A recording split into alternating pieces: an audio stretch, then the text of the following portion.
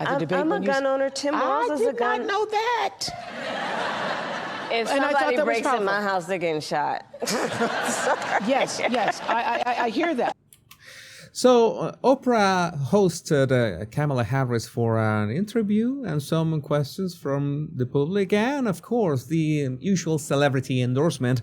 And it went exactly as you can imagine that it went. You already saw a clip. We're going to also see a clip about how she is going to lower prices, and she's going to be talking about immigration. But let's rewatch what we just saw. I'm a gun owner. Tim Walz is a gun. I did not know that. First, it was Oprah saying in that voice, "I didn't know that." Why did she spoke like that? It was really cringe, but it's not the most cringe part of this interview. But I don't understand why Kamala Harris, having all this anti-gun stance so many times. I think that she wants to appeal to Republicans or to gun owners, and it came out about a bit fake, perhaps, especially because, this is the first time she says something like this, and she doesn't give any details. And it looks so spontaneous just because she says something that, well, did not come out the way that she expected. If somebody breaks in my house, they're getting shot. Yes. She says if somebody breaks in her house, he's getting shot. And then she laughs and says she's sorry. It's like, it was an impulse, right? I think she said that on an impulse. I would say, I'm going to mute this for a minute. I'm going to say that her body language is pretty much like, seems embarrassed because she's trying to look smaller. She's like trying to look smaller in her seat, like covering herself with her shoulders. She is lowering her chin towards her chest, covering her neck. That is embarrassment. That is not afraid. If she was confident, she will look up. I think at the start of this, she was looking up like this. But then when she says the words and somebody breaks into my house, they're getting shot, then she lowers her head. That's I screw up. I hear that. I hear that. But the most perfect part of this, the funniest part of this, is when Oprah had this face. I mean, what did you just say? I cannot believe you just said that.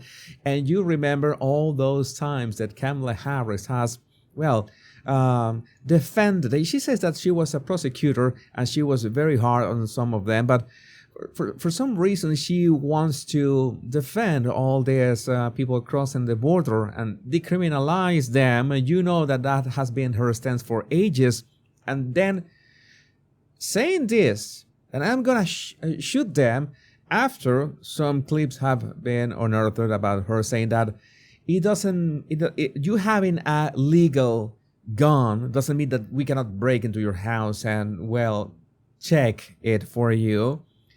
Which I don't know if is that legal? Is that a possibility? I really don't know, but it's obvious that Oprah was reacting like it. What did you just say? I cannot believe. I wish I was interviewing Meghan a second time instead of this. But let's see what happens exactly next. Should not have said that.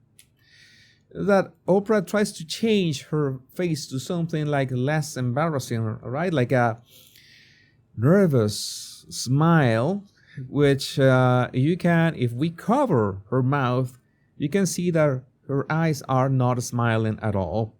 Even if she is trying to, force something with her mouth, which is not cutting. And then Kamala does this. She raises her hands in the air. I'm just joking. I'm in the clear. Remember that you raise your hands and show your palms to show that you're innocent, or you're just joking about something and I'm not serious. And then she says, "What do you say, Kamala, next about your team dealing with this?" But my staff will deal with that later. Yeah. My staff will deal with that later, and she just laughs, well, the way Kamala Harris laughs. It was an uncomfortable moment, especially for Oprah, but I mean, it's so funny looking Oprah get into trouble. And this was when she was greeting Kamala. I would like to tell you, oh, you're gonna say that the hug was fake? Well, you just have to see it for yourself. You know, and when I analyze body language, I always tell you that some gestures are not really classified. There's no way to say, oh, yeah, the way that Oprah was opening her arms like that, that means that it's fake. No, that doesn't work like that. In some instances, you have to go with your gut feeling. And, well, you look at them, and the first thing that I notice is that Oprah was leaning back. Who offers a hug and leans back? I don't know, but try to do it yourself. Please sit or make sure to be on a steady chair or something, but try to do this gesture leaning back. Try not to hurt your back because, well, you need some flexibility for this. But it was a really odd gesture. Not to mention that Kamala is still the one who has to go to her, and she still has like her arms in this very strange and very political way, we could say, like not warm at all. And then they go for the strangest, I'm going to say strangest hug, in which their hands hover over the backs of each other for a couple seconds before they finally go for it. And, well, let's say that I will give it to this instant a 7 out of 10. You know, Oprah had to pretend that she was enjoying the moment, that she was enjoying the hug. Good for her. And, well, I don't know what you think about this, but I don't think it was real at all. And then we have the question of economy. The economy question, a very good question that every single American has. I am not American, and I want to know what is Kamala's answer to this question. We really would love to know what your plan is to help lower the cost of living. Okay, it's a spot-on question. There was an introduction to this lovely couple that was expecting Kamala to answer this most present question. I'm going to repeat that. We really would love to know what your plan is to help lower the cost of living. What is your plan to help lower the cost of living? Even the question was said in a softer way. Help lower. They're not asking for a plan to lower the cost of living. They are at least saying help lower. Maybe they were being polite. Maybe they were they had the question in advance, most probably. You know that you have to be ironclad about this kind of specials. And Kamala Harris did the Joe Biden look, as in, all right, what was the answer to that? What is it that I have to say? And this is the kind of things that I don't understand, because whatever she's going to say next doesn't look like anything she did at the debate. I think she did okay at the debate, but this, what you're about to hear, well, it is represented in this instant that she has, this is the face that someone has no clue of what she is about to say, but you need to suffer through some of this. Let's go. Yeah. First of all, thank you both for being here. And yours is a story I hear around the country as I travel. And that's what I tell you, that maybe they say their story. I didn't really watch what happened before this, okay? I just went for the question itself. And, well, you know that Kamala has a limited time for these answers as well, because the time of the special was limited. in terms of both rightly having the right to have aspirations. rightly having the right to have aspirations. That absolutely doesn't look scripted or practiced. At least she was being spontaneous, I guess. And dreams and ambitions for your family and working hard and finding that the American dream is, for this generation and so many recently, far more elusive than it's been. All right. It is that she has heard about stories like theirs when she's traveling, and the American dream is a bit elusive for this generation, and everybody has the right to be right or something like that. It's a bit of a word salad, but I'm gonna give, oh my God, we have just what? We have just like 6 or 7 seconds for the actual answer. And we need to deal with that. And there are a number of ways. One is bringing down the cost of everyday necessities, including groceries. Okay, that was interesting. That the answer to how are you going to, what was the question again? The question was very on point. I'd love to know what your plan is to help lower the cost of living. Yeah, how you lower the cost of living, the answer is going to be... Bringing down the cost of everyday necessities, including groceries. Okay, so let's bring down or lower the cost of living. It's kind of a recursive answer. It would help. I'm going to play devil's advocate here. You know that I've done this many times. It would help if Kamala goes to the point already, and especially she makes sure to give everyone some kind of certainty that she's capable of doing this, of doing the job. I mean, I just heard some kind of psychiatrist that was saying that Kamala Harris suffers from imposter syndrome. And no, that is just incorrect. Imposter syndrome is suffered by people who are capable but are insecure about their capabilities. Kamala Harris cannot suffer from being insecure about lacking something that she doesn't have in the first place. So that is something to think about. But let's move on.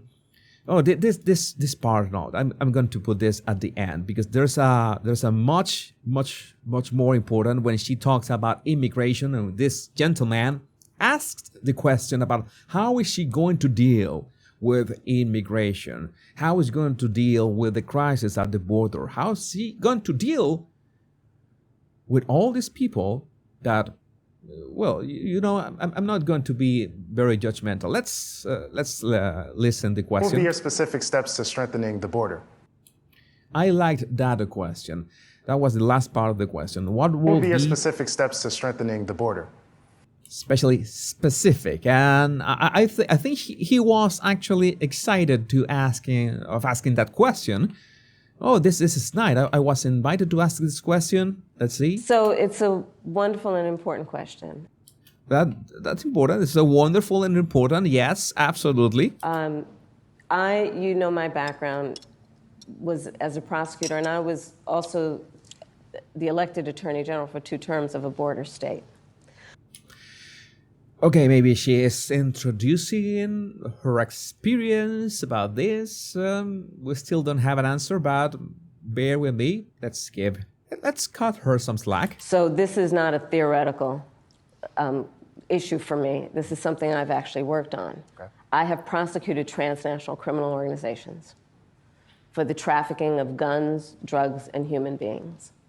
Okay, sure. So she is the one for the job, right? My question is, why hasn't she done the job so far? But she's got an answer for it. I take very seriously the importance of having a secure border and ensuring the safety of the American people.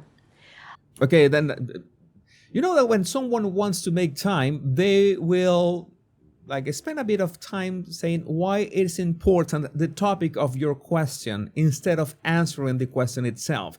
This part that we're about to watch, I'm going to be fair to you, and we are going to watch it at double speed, but because I don't want to torture you that much. Sadly, where we are now can be traced most recently back to the fact that when the United States Congress, members of the Congress, including some of the most conservative Republicans, came up with a border security bill And here's what that border security bill would have done. It would have put 1,500 more border agents at the border. Let me tell you, those border agents are working around the clock. It would have just been about giving them some support and relief, which is probably why the border agents actually endorsed the bill. It would have allowed us to stem the flow of fentanyl. And I'm looking at people from all over the country here, so I don't need to tell the folks who are watching this what fentanyl has done to families, to kids in our country, and the need to take seriously stemming the flow coming into our country and addressing that extraordinary and tragic issue in terms of its effect. The bill would have allowed us to have more resources to prosecute transnational criminal organizations. And it would have been... Okay, so she is explaining about this border bill. Remember that it was taken down in January of this year. I have said that many times. And you know who took it down? And Donald Trump called up those folks and said, don't put that bill on the floor for a vote. He blocked the bill, and you know why? Because he'd prefer to run on a problem instead of fixing a problem. Again, then there's this applause and stuff. And he has put his personal political security before border security. Because understand, even in the intervening months, what that bill would have done to give support to folks who care about this issue. And this, again, gets to the point about what does leadership really look like? And is it about... Okay, before, I want to point out, I was going to fast forward here, but I want to point out one thing. I want to ask a question to Kamala Harris. I want to understand. We know that Donald Trump effectively called and took down that border bill on January because he bragged about it himself. I took that down. And I don't know if you have read the conditions of that border bill, but the problem is that it was really lukewarm and it was not really going to stop the influx of people. That's the fine print. And my question is, how is it possible that someone, in this case Donald Trump, who is not in office, how is it possible that someone has so much power that he just calls his friends and he blocks a bill from being passed? I mean, maybe that is your excuse for what happened, but that really makes the Biden-Harris administration look really, really weak. Like you cannot even do your thing because Donald Trump has so much power that he can block the things at will. And you remember that Donald Trump, on his first term as president, he tried to build a wall, right? And you remember how much trouble, how many obstacles he had to building that wall. But Kamala has an explanation to this. She has very wise words that absolutely sound straight out of LinkedIn. And this again gets to the point about what does leadership really look like? And is it about you or is it about the people? Right. Is it about running on problems or fixing problems? My work and my career has always been about saying, let's fix problems. Let's address the needs because we know it's within our capacity to do that. This is the kind of ramble that Oprah had to intervene and say, hey, please answer the damned question right now because we are wasting time in your rambling. So to answer Justin's question, now that that bill has gone and hasn't passed, will you reintroduce that? Absolutely. And when I am elected president of the United States, I will make sure that bill gets to my desk. No, that is not what was the subtitles were wrong. But my question is, I am, a bit of a newbie in terms of U.S. politics. But if it's so easy for a president of the United States, when she becomes president, the first day, I'm going to sign it. Wait a minute. Why doesn't she ask Joe to sign it if it's so easy? Joe could sign it right now, or maybe tomorrow. Maybe at this point, he is already asleep. Can Jill sign it for him, for good old times? It is a question. Okay, you're gonna sign it on the first day of your presidency. Why can't Joe Biden sign it right now? How does it work? Oh, you are not a U.S. citizen, Jesus. You don't understand how these things work. Stop meddling with the United States. I'm just asking questions. I'm just asking questions because I want to understand how this works. I want to highlight this. And in this case, I'm going to try to not torture you too much because this has been torture already. I'm not going to show you the clips of celebrities like Jennifer Lopez endorsing Kamala Harris. That would be too much. By the way, only Jennifer Lopez, J-Lo, endorsing Kamala Harris, that would be 2 or 3 points less. That would be 2 or 3 points that are going to cost Kamala Harris because it's not like something nice at all. But I'm going to play this at twice the speed so you can understand the amount of dribble that she spoke at that interview, and well, some kind of nonsense that I'm sorry to torture you with this. We love our country. I love our country. I know we all do. That's why everybody's here right now. We love our country. We take pride in the privilege of being American. And this is a moment where we can and must come together as Americans, understanding we have so much more in common than what separates us. Let's come together with the character that we are so proud of about who we are, which is we are an optimistic people. We are an optimistic people. Americans, by character, are people who have dreams and ambitions and aspirations. We believe in what is possible. We believe in what can be. And we believe in fighting for that. That's how we came into being. Because the people before us understood that one of the greatest expressions for the love of our country, one of the greatest expressions of patriotism, is to fight for the ideals of who we are, which includes freedom to make decisions about your own body, freedom to be safe from gun violence, freedom to have access to the ballot box, freedom to be who you are and just be, to love who you love openly and with pride, freedom to just be. And that's who we are. We believe in all that. And so this is a moment where we stand knowing what we are fighting for. We're not fighting against. It's what we're fighting for.